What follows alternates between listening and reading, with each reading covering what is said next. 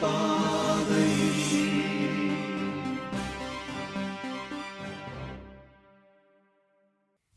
മിശിഹായിക്ക് സ്തുതിയായിരിക്കട്ടെ.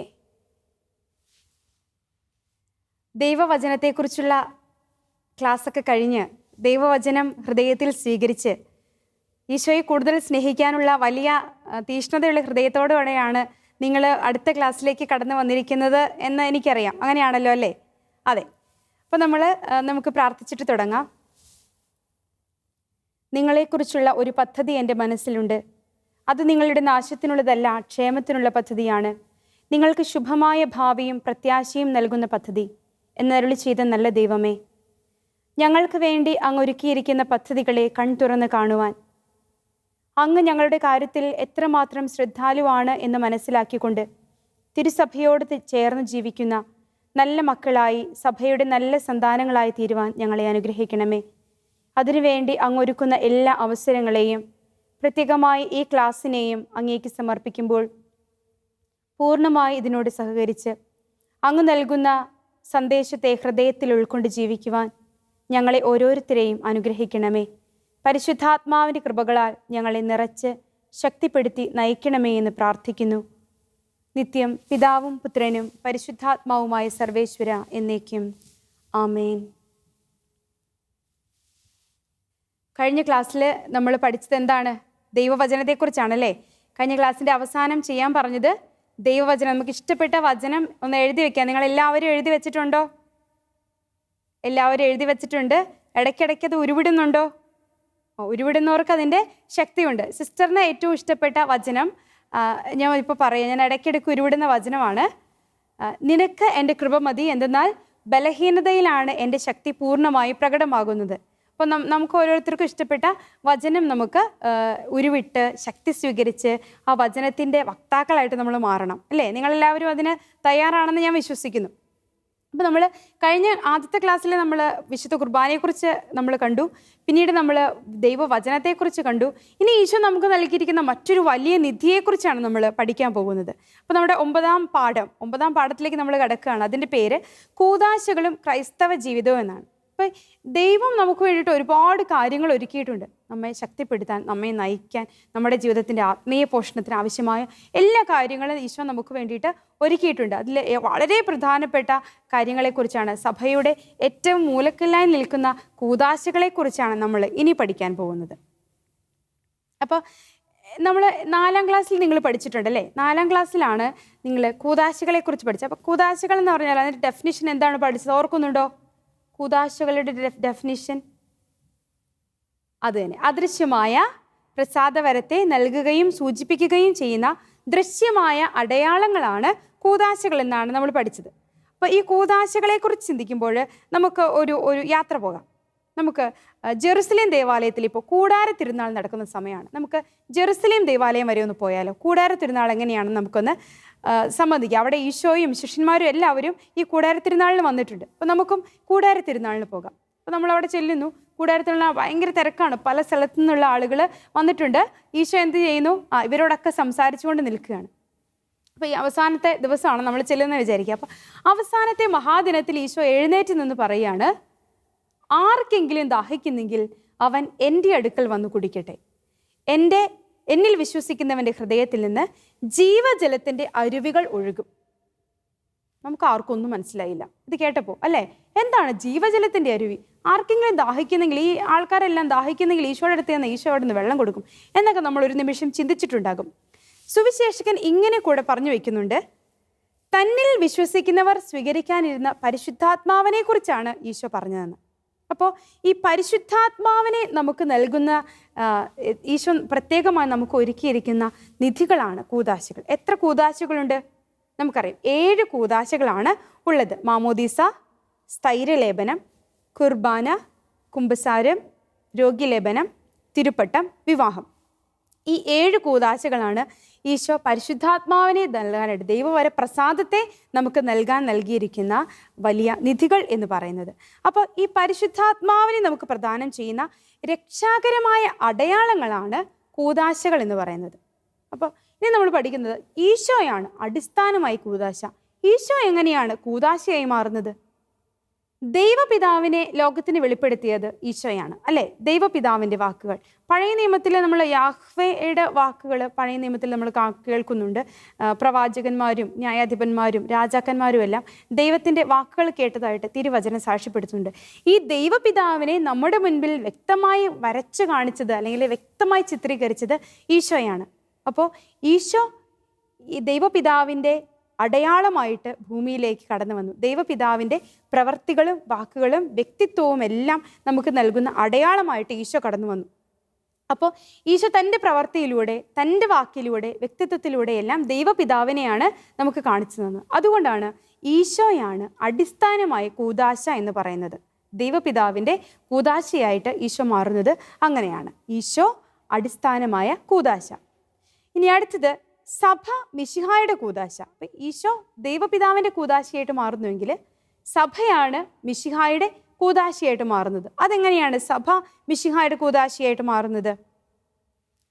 ഈശോ നമുക്ക് നേടിത്തന്ന രക്ഷ ഇന്ന് ആരിലൂടെയാണ് നമുക്ക് ലഭിക്കുന്നത്? സഭയിലൂടെയാണ് നമുക്ക് ലഭിക്കുന്നത്. ഈശോ നമുക്ക് നേടിത്തന്ന തൻ്റെ ജീവൻ ബലി അർപ്പിച്ചുകൊണ്ട് തിരുശരീരവും തിരുരക്തവും നമുക്ക് ബലിയായി നൽകിയ ഈശോയുടെ ആ രക്ഷ നമ്മൾ സ്വീകരിക്കുന്നത് സഭയിലെ അംഗങ്ങളായതുകൊണ്ടാണ്. അതുകൊണ്ട് സഭ മിശിഹായുടെ കൂദാശയായിട്ട് മാറുന്നു.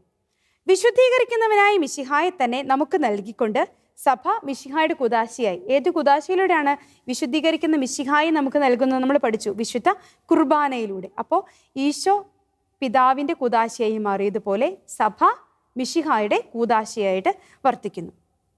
അടുത്ത് നമ്മൾ കൂദാശകൾ ദൈവിക ജീവൻ നൽകുന്ന അടയാളങ്ങളാണ്. നമ്മൾ പഠിച്ചിട്ടുണ്ട്. അദൃശ്യമായ കൃപാവരത്തെ നൽകുകയും സൂചിപ്പിക്കുകയും ചെയ്യുന്ന ദൃശ്യമായ അടയാളങ്ങളാണ് കൂദാശകൾ. നമുക്ക് ഈ കൃപാവരത്തെ, ദൈവത്തിൻ്റെ പ്രസാദവരത്തെ നമുക്ക് തൊട്ടു നോക്കാൻ പറ്റില്ല, നമുക്ക് കണ്ണുകൊണ്ട് കാണാൻ പറ്റില്ല. നമ്മൾ മാമോദീസയിൽ പങ്കെടുത്തു, അപ്പോൾ നമുക്ക് ആ കൊച്ചിന് മുഖത്തേക്ക് നോക്കിയാൽ ഗ്രേസ് ഒക്കെ കാണാൻ പറ്റും, പക്ഷേ കൃപാവരം എവിടെയാണെന്ന് നമുക്ക് കണ്ടുപിടിക്കാൻ. അപ്പം അദൃശ്യമായ കൃപാവരത്തെയാണ് നമ്മൾ ഈ അടയാളങ്ങളിലൂടെ ദൃശ്യമായിട്ട് കാണുന്നത്. അതുകൊണ്ടാണ് മിശിഹാ നൽകുന്ന രക്ഷയിൽ കൂദാശകൾ നമ്മെ പങ്കുകാരാക്കുന്നു എന്ന് പറയുന്നത്. അപ്പോൾ മിശിഹാ നൽകുന്ന രക്ഷയിൽ നമ്മെ പങ്കുകാരാക്കുന്നത് കൂദാശകളാണ്. മിശിഹാ നൽകുന്ന രക്ഷ എന്താണ്? ദൈവിക ജീവനാണ്. അപ്പോൾ ഈ കൂദാശകൾ ദൈവിക ജീവൻ നൽകുന്ന അടയാളങ്ങളായിട്ട് നിലകൊള്ളുന്നു. ഇപ്പോൾ കത്തോലിക്ക സഭയുടെ മതബോധന ഗ്രന്ഥം, അല്ലെ, നമ്മൾ പഠിച്ചിട്ടുണ്ട്. കത്തോലിക്ക സഭയുടെ മതബോധന ഗ്രന്ഥത്തിൽ ഇങ്ങനെ പറയുന്നു: സഭയുടെ ആരാധനാ ജീവിതം മുഴുവനും കുർബാന, കൂദാശകൾ എന്നിവയ്ക്ക് ചുറ്റുമാണ് ഭ്രമണം ചെയ്യുന്നത്. അപ്പോൾ ഒരു ക്രൈസ്തവനായിരിക്കും, ഒരു കത്തോലിക്കനായിരിക്കും, എന്നാൽ ഈ കൂദാശകളിലൂടെ നമ്മൾ കടന്നു പോകുമ്പോൾ, ഈ കൂദാശകൾ നൽകുന്ന ദൈവവര പ്രസാദത്തെ സ്വീകരിക്കുമ്പോൾ മാത്രമാണ് നമ്മൾ യഥാർത്ഥത്തിൽ ഒരു ക്രൈസ്തവനായിട്ട് മാറുകയുള്ളൂ. ഇന്നത്തെ കാലഘട്ടത്തിലേക്ക് നോക്കുമ്പോൾ കൂദാശകളും എല്ലാം ഒരു ആചാരങ്ങളായിട്ട്, അനുഷ്ഠാനങ്ങളായി, അതിലുപരി ആഘോഷങ്ങളായിട്ട് മാറുന്ന ചില സാഹചര്യങ്ങളൊക്കെ നമ്മൾ കാണുന്നുണ്ട്, അല്ലേ? അപ്പോൾ ഇങ്ങനെയുള്ള സാഹചര്യത്തിൽ നമ്മൾ ചിന്തിക്കണം, ഇത് കൂദാശ എന്ന് പറയുന്നത് ദൈവം വലിയൊരു സംഭവമായിട്ട് നമുക്ക് നൽകിയതിന് നമ്മൾ വെറുതെ ഒരു ചടങ്ങായിട്ട് അല്ലെങ്കിൽ 4 ആളുകളെ വിളിച്ചു കൂട്ടാനുള്ള ഒരു വേദിയായിട്ട് മാത്രം കണക്കാക്കി നിസ്സാരവൽക്കരിക്കുന്ന ഒരു പ്രവണതയിലേക്ക് ഇന്ന് നമ്മുടെ ലോകം, നമ്മുടെ ക്രൈസ്തവർ മാറുന്നുണ്ടെന്നുള്ളത് വളരെ ദയനീയമായിട്ടുള്ള ഒരു കാര്യമാണ്. അപ്പോൾ നമ്മൾ പഠിച്ച കൂദാശകൾ എന്താണ്? ദൈവിക ജീവൻ നമുക്ക് നൽകുന്ന. ദൈവിക ജീവൻ ഉണ്ടെങ്കിലാണ് നമുക്ക് മുന്നോട്ട് പോകാൻ പറ്റുള്ളൂ. നമ്മുടെ ജീവിതത്തിൽ നമ്മൾ ഈ ജീവൻ എന്തല്ലേ ഇപ്പോൾ കാണുന്ന നമ്മുടെ ജീവനൊക്കെ അവസാനിക്കുന്നൊരു നിമിഷം വരും. അന്ന് ദൈവിക ജീവനിലേക്കാണ് നമ്മൾ, ദൈവിക ജീവനുള്ളവർ മാത്രമാണ് നിത്യജീവിതത്തിലേക്ക് നയിക്കപ്പെടുന്നുള്ളതെന്ന് നമുക്കറിയാം. അപ്പോൾ ഈ ദൈവിക ജീവൻ ഓരോ നിമിഷവും വിശുദ്ധ കൂദാശകളുടെ സ്വീകരണത്തിലൂടെ നമ്മൾ ഉജ്ജ്വലിപ്പിച്ചുകൊണ്ടിരിക്കണം. ദൈവിക ജീവൻ ഉജ്ജ്വലിപ്പിക്കുന്നതനുസരിച്ച് ദൈവത്തിലേക്ക് അടുക്കാനുള്ള, ദൈവത്തിലേക്ക് കടന്നു ചെല്ലാനുള്ള നമ്മുടെ മാർഗങ്ങൾ കൂടുതൽ വിസ്തൃതമായിട്ട് നമുക്ക് ലഭിക്കും. ഇനി നമ്മൾ വീണ്ടും കാണുന്നത് കൂദാശകൾ രക്ഷാകരമായ അടയാളങ്ങളാണ്. അപ്പോൾ നമ്മൾ ദൈവവചനം രക്ഷ പ്രദാനം ചെയ്തു, ദൈവവചനത്തിന് രക്ഷാദായകമായ ഒരു കഴിവുണ്ടെന്ന് നമ്മൾ പറഞ്ഞു. അതുപോലെ തന്നെ ഈ കൂദാശകൾ അടയാളങ്ങളാണെന്ന് പറഞ്ഞു. എന്തിൻ്റെ അടയാളങ്ങളാണ്? രക്ഷാദായകമായ അടയാളങ്ങളാണ്. അപ്പം ഈശോ എങ്ങനെയാണ് നമുക്ക് രക്ഷ നേടിത്തന്നത്? തൻ്റെ മനുഷ്യാവതാരത്തിലൂടെ, പീഡാനുഭവത്തിലൂടെ, കുരിശുമരണത്തിലൂടെ, ഉത്ഥാനത്തിലൂടെയെല്ലാം രക്ഷ നേടിത്തന്നു. ഈ രക്ഷ നമ്മൾ നമ്മുടെ ഹൃദയത്തിൽ സ്വീകരിക്കുക, നമ്മുടെ ജീവിതത്തിലേക്ക് പകർത്തുന്നത് കൂദാശകളിലൂടെയാണ്. അപ്പോൾ ഇന്ന് സഭയിൽ സന്നിഹിതനായിരിക്കുന്ന ആരാണ്? ഉത്ഥാനം ചെയ്ത ഈശോയാണ്. ഉത്ഥാനം ചെയ്ത ഈശോ ഈ സഭയിൽ സന്നിഹിതനായിക്കൊണ്ട് എല്ലാവരെയും ക്ഷണിക്കുകയാണ്. എങ്ങോട്ട്? ഈ ദൈവിക ജീവൻ അല്ലെങ്കിൽ ഈ രക്ഷ സ്വന്തമാക്കാൻ നമ്മൾ ഓരോരുത്തരും രക്ഷ സ്വന്തമാക്കണമെന്നാണ് ഈശോയുടെ ആഗ്രഹം. അപ്പോൾ ഈ രക്ഷ ഈശോ ഭൂമിയിലേക്ക് വന്നത് രക്ഷ നൽകാനാണെങ്കിൽ ഈ രക്ഷ നമ്മൾ ഓരോരുത്തരും സ്വന്തമാക്കുമ്പോഴാണ് ദൈവപിതാവിൻ്റെ ഹിതം പൂർത്തിയാവുകയുള്ളൂ. പുത്രനെക്കുറിച്ചുള്ള അല്ലെങ്കിൽ നമ്മെക്കുറിച്ചുള്ള ദൈവത്തിൻ്റെ ഹിതം പൂർത്തിയാകുന്നത് എപ്പോഴാണ് അല്ലേ? നമ്മളൊരു കാര്യം ചെയ്യുമ്പോൾ നമ്മളത് പൂർണ്ണതയിൽ എത്തണമെങ്കിൽ നമ്മൾ ആഗ്രഹിച്ച കാര്യം പൂർണ്ണമായിട്ട് സാധിക്കണം. അതുപോലെ ദൈവപിതാവിൻ്റെ ഈ രക്ഷാകര പദ്ധതിയിൽ പങ്കുചേർന്നുകൊണ്ട് നമ്മൾ കൂദാശകളിലൂടെ ഈ രക്ഷാകരമായ ദൈവിക ജീവൻ അനുഭവിക്കുകയാണ് ചെയ്യുന്നത്. അപ്പോൾ ദൈവിക ജീവൻ നൽകുന്ന അവിടുത്തെ രക്ഷാകരമായ സാന്നിധ്യം നാം ഇന്ന് അനുഭവിച്ചറിയുന്നത് കൂദാശകളിലൂടെയാണ്. അപ്പം ഈ രക്ഷാകരമായ സാന്നിധ്യം അനുഭവിച്ചറിയുന്ന ദൈവം രക്ഷ പ്രദാനം ചെയ്യുന്ന ശക്തമായ അടയാളങ്ങളാണ് കൂദാശകൾ. കൂദാശകൾ എന്ന് പറഞ്ഞാൽ അടയാളങ്ങൾ എന്ന് പറയാൻ കാരണം എന്താണ്? കൂദാശകളിൽ ഒരുപാട് ആചാരങ്ങളുണ്ട്, അനുഷ്ഠാനങ്ങളുണ്ട്. ഇതെല്ലാം നമ്മെ ദൈവത്തിലേക്ക്, ദൈവിക ജീവനിലേക്ക് നമ്മെ നയിക്കുന്നതാണ്. ഇപ്പോൾ മാമോദീസായിൽ നമ്മൾ വെള്ളം എടുത്ത് ഒരു കുഞ്ഞിൻ്റെ തലയിലേക്ക് വൈദികൻ ഒഴിക്കുന്നു, അങ്ങനെ അവൻ ജ്ഞാനസ്നാനം നൽകുന്നു. അതൊരു അടയാളമാണ്. എന്തിൻ്റെ അടയാളം? ഇതിലൂടെ ദൈവിക ജീവൻ ആ വ്യക്തിയിലേക്ക് കടന്നു വരുന്നതിൻ്റെ അടയാളമാണ്. അപ്പോൾ നമ്മൾ കൂദാശകളെ 4 പോയിന്റാണ് നമ്മൾ പ്രധാനമായിട്ട് ഇപ്പോൾ കണ്ടത്. എന്താണ്? ഈശോയാണ് അടിസ്ഥാനമായി കൂദാശ, സഭ മിശിഹായുടെ കൂദാശയാണ്. മൂന്നാമതായി കൂദാശകൾ ദൈവിക ജീവൻ നൽകുന്ന അടയാളങ്ങളാണ്. വീണ്ടും കൂദാശകൾ രക്ഷാകരമായ അടയാളങ്ങളാണ്. അപ്പോൾ നമുക്ക് ഒരു കാര്യം ചെയ്യാനുള്ളത്, അടയാളങ്ങളെയും പ്രതീകങ്ങളെയും കുറിച്ച് നിങ്ങൾ രണ്ടാമത്തെ പാഠത്തിൽ, നമ്മൾ ഈ 9ാം ക്ലാസ്സിൽ തന്നെ രണ്ടാമത്തെ പാഠത്തിൽ അടയാളങ്ങളെക്കുറിച്ചും പ്രതീകങ്ങളെക്കുറിച്ചും പഠിച്ചിട്ടുണ്ട്. അപ്പോൾ നിങ്ങൾ കൂട്ടിയിട്ടുള്ള കൂദാശകൾ ഒന്ന് ഓർത്തെടുക്കുക. എന്നിട്ട് ഈ കൂദാശകളിൽ എന്താണ് ഈ അടയാളങ്ങളും പ്രതീകങ്ങളും ഒക്കെ നമ്മളെ പഠിപ്പിക്കുന്നത്, എന്താണിത് പ്രതിനിധാനം ചെയ്യുന്നതെന്ന് നമുക്ക് മനസ്സിലാക്കുക. ഓക്കെ, അപ്പോൾ ഇനി നമ്മൾ ഒരു കൂദാശയിൽ പങ്കെടുക്കുമ്പോൾ അതിൻ്റെ ചൈതന്യത്തോടു കൂടി നമ്മൾ സ്വീകരിക്കാനായിട്ട് തയ്യാറാക്കണം. കൂദാശകൾ ഒരിക്കലും ആഘോഷത്തിന് വേണ്ടിയുള്ള അവസരങ്ങളാക്കി മാറ്റരുത്. കാരണം എന്താണ്? ദൈവം ഇന്ന് രക്ഷ പ്രദാനം ചെയ്യുന്ന ശക്തമായ ചാലകങ്ങളാണ് ഈ കൂദാശകൾ എന്ന് പറയുന്നത്. ഓക്കെ, അപ്പോൾ നമുക്ക് ഈശോ പറയുന്നുണ്ട്, യോഹന്നാൻ്റെ സുവിശേഷം 15-ാം അധ്യായം 5-ാം വാക്യം ഇങ്ങനെയാണ് പറയുന്നത്: നിങ്ങൾ എന്നിൽ വസിക്കുവിൻ, ഞാൻ നിങ്ങളിലും വസിക്കും. അപ്പോൾ നമ്മൾ എന്താണ് ചെയ്യേണ്ടത്? ദൈവത്തിൽ വസിക്കണം. ദൈവത്തിൽ വസിക്കാനായിട്ട് ദൈവം നൽകുന്ന അടയാളങ്ങളാണ് അല്ലെങ്കിൽ സാഹചര്യങ്ങളാണ് കൂദാശകളും ദൈവവചനവുമെല്ലാം. ഓക്കെ, അപ്പോൾ നമുക്ക് കൂദാശകളെ അത്രമാത്രം അതിൻ്റെ സീരിയസ്നെസ്സോട് കൂടി തന്നെ കാണുവാനും കൂദാശകളുടെ പ്രാധാന്യം നമ്മളുമായിട്ട് നമ്മുടെ വീട്ടിലൊക്കെ ഒന്ന് പറഞ്ഞു കൊടുക്കാനൊക്കെ നമ്മൾ പഠിച്ചില്ലേ, അതുകൊണ്ട് നമ്മൾ വീട്ടിലൊക്കെ പറഞ്ഞു കൊടുക്കാനായിട്ട് പരിശ്രമിക്കണം. അപ്പോൾ നമുക്കൊന്ന് പ്രാർത്ഥിച്ചാലോ?